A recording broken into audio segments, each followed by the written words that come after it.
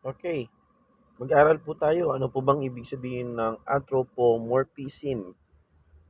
Ang ibig sabihin po nito, ang Biblia, gumagamit siya ng human form to describe God.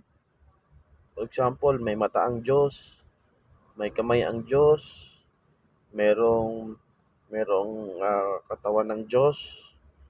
Pero alam natin sa Biblia na ang Diyos ay espiritu. John chapter 4 verse number 24, God is spirit.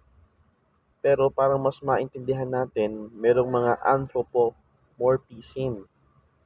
Meaning, in order for us to understand kung sino ang Diyos, ang Word of God, gumamit siya ng mga figure of speech like this. So, pag sinabing, the eyes of the Lord are in every place, ibig sabihin, yung presensya ng Diyos ay naririyan. It talks about the presence of God. Yan po ang ibig sabihin ng anthropomorphism. So, upang mas maunawaan natin in our human language, the Bible uses human form ascribed to God. Yan lang po mga kapatid. God bless us all.